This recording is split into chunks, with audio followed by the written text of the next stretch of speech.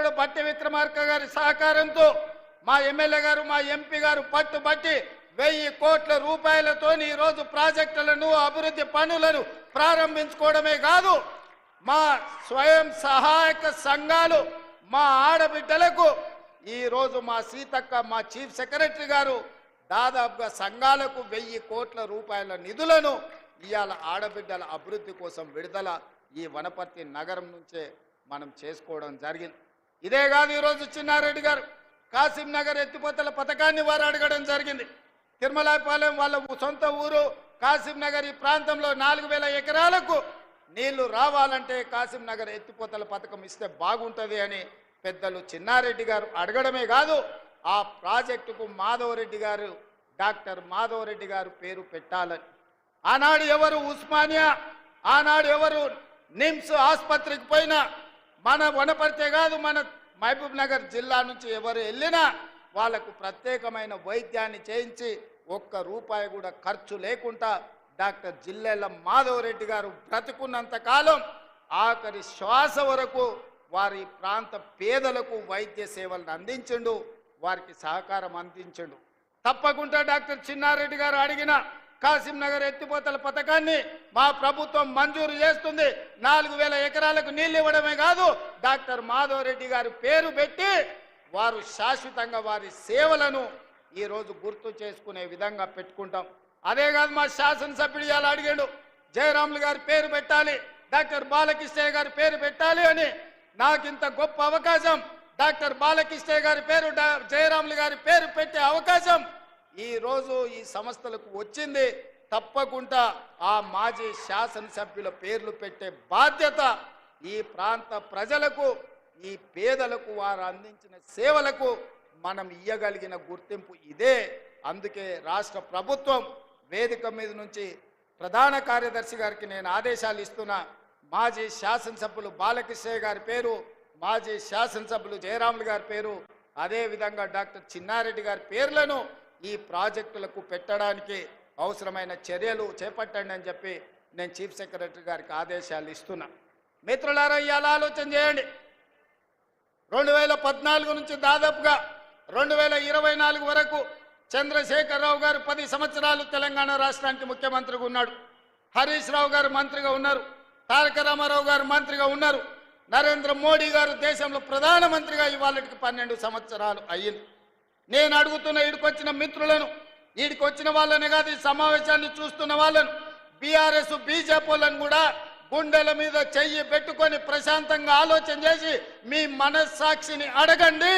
తెలంగాణ రాష్ట్రంలో ప్రజాపాలన ఇందిరమ్మ ప్రభుత్వం ఏర్పడ్డ తర్వాత 25,50,000 మంది రైతులకు 21,000 కోట్ల రూపాయలు మొదటి సంవత్సరంలోనే రుణమాఫీ జరిగిందా లేదా?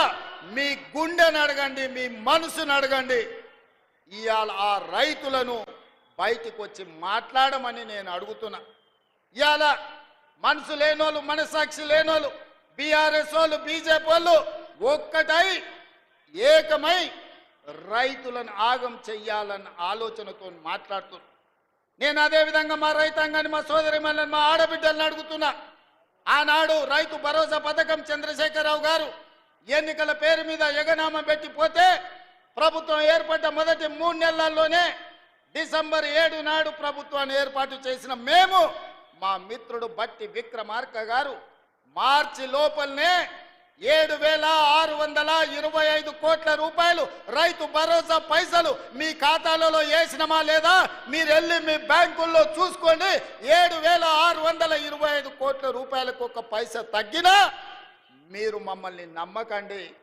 ఒకవేళ వేసింది నిజమైతే ఆ తోడు దొంగలు చెబుతున్న అబద్ధాలను తిప్పికొట్టమని తెలంగాణ రైతాంగాన్ని నేను అడుగుతున్నా. ఇవాళ తెలంగాణ రైతాంగాన్ని ఎర్ర ఎండలు మండుతున్నాయి.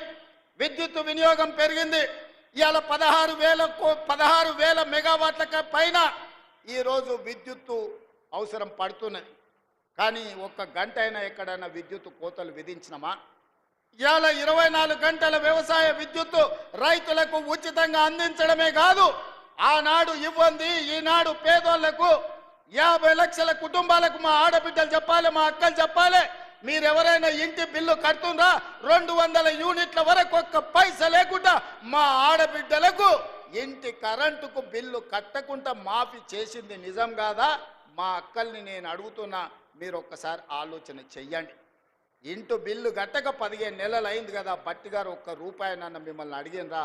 మీ 50 లక్షల పేదోళ్ళ కుటుంబాలకు ఇవాళ 200 యూనిట్లు మేము ఇవ్వడం లేదా? ఇది నిజం కాదా అని చెప్పి మా ఆడబిడ్డలను అడుగుతున్నా.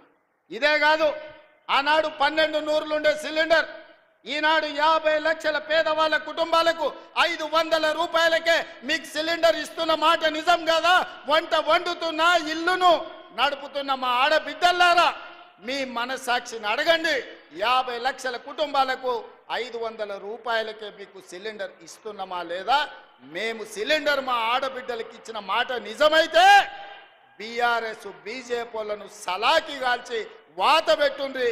ఎందుకంటే మన పాలమూరులో మనం రొట్టెలు చేసుకుంటాం, రొట్టెలు కాల్చేటప్పుడు సలాకి కూడా ఎర్ర కాల్చి వచ్చినోని చేయి జాపమని చెప్పి చేతి మీద వాతలు పెట్టుండ్రి బీఆర్ఎస్ బీజేపీలను అని చెప్పి మా అక్కలను నేను అడుగుతున్నా, మా ఆడబిడ్డలు నేను అడుగుతున్నా.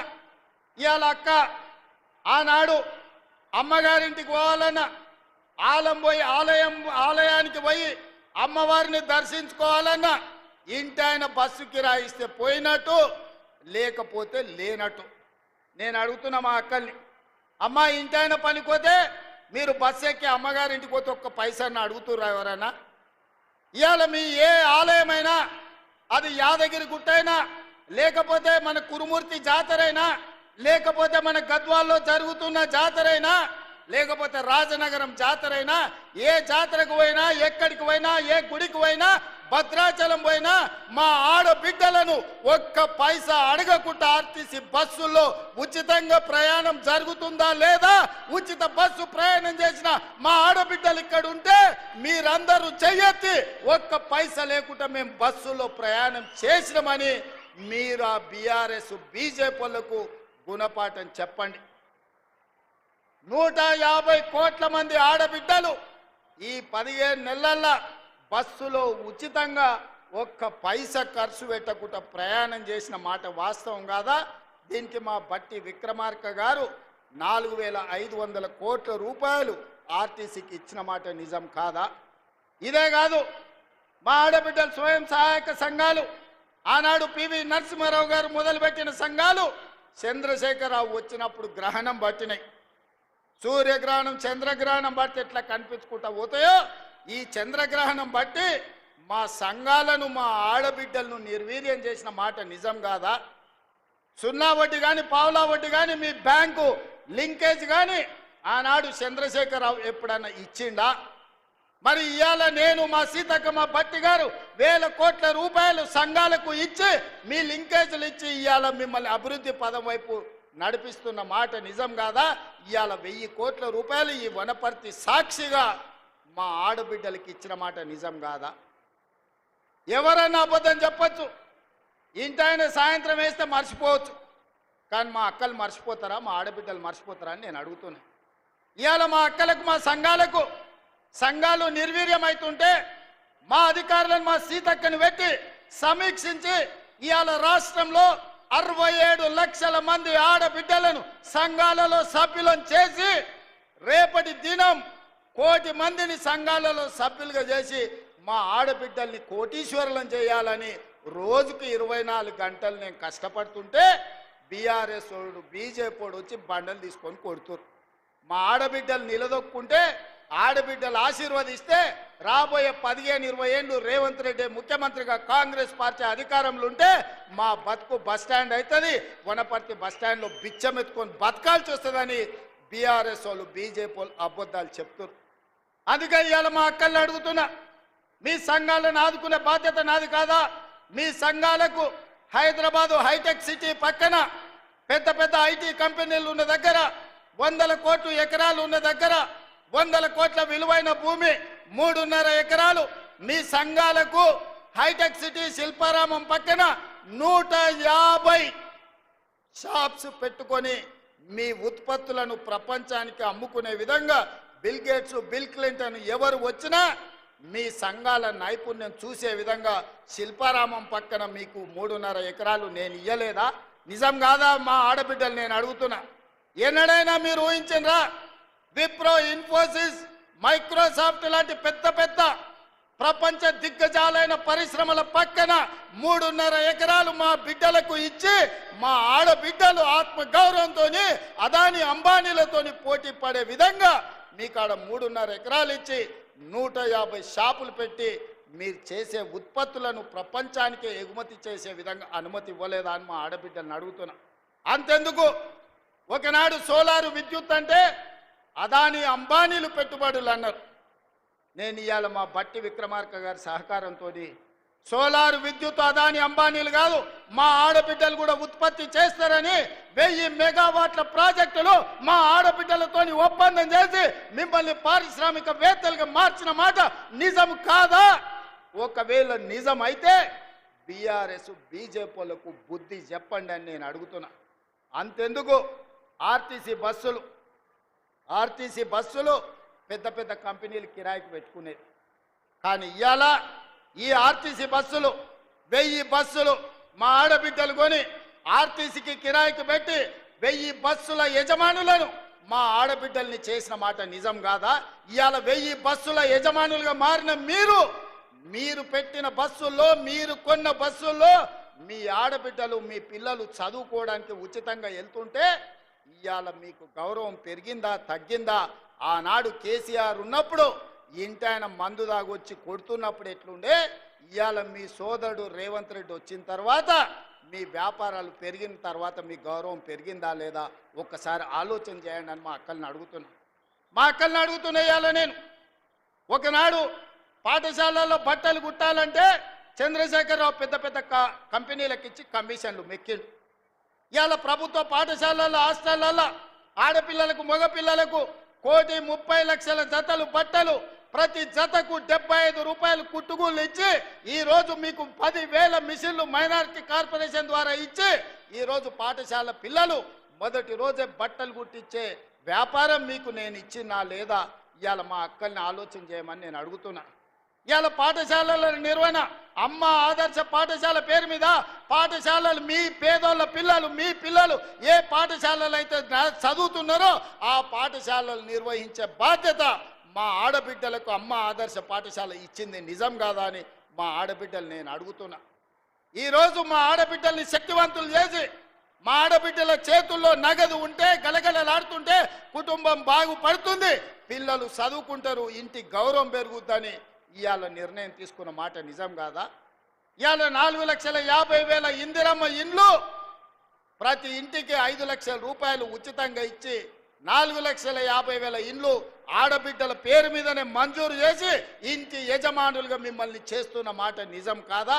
పనులను మన నారాయణపేటలో మనం ప్రారంభించుకోలేదా? ఒక్క సంవత్సరం తిరిగే లోపల ఒక్క ఆడబిడ్డల కోసమే ఇన్ని చేస్తే విద్యార్థులకు, నిరుద్యోగ యువకులు మీరు గుండె మీద చేయి పెట్టుకొని ఆలోచన చేయండి. ఆనాడు తెలంగాణ ఉద్యమంలో క్రియాశీలకంగా పోరాటం చేసిన మీరు విద్యార్థి వీరులారా, అమరులైనరు, నిరుద్యోగులైనరు, ఉద్యమకారులైనరు, ఉవ్వెత్తున తెలంగాణ ఉద్యమం చేసిన 10 ఏళ్ళు ఒక్క ఉద్యోగమైన చంద్రశేఖరరావు ఇచ్చిండా? వాళ్ళ ఇంట్లో ఉద్యోగాలు ఇచ్చుకున్నాడు. ఆయన ముఖ్యమంత్రి అయిండు, అల్లుడు మంత్రి అయిండు, కొడుకు మంత్రి అయిండు, బిడ్డ ఎంపీ అయింది, ఓడిపోతే ఎమ్మెల్సీ అయింది, సడ్డకుని కొడుకుని రాజ్యసభ చేసుకున్నాడు, ఆయన చుట్టాలను మంత్రులను చేసుకున్నాడు. మనకేం ఒరగబెట్టిండు తల్లి?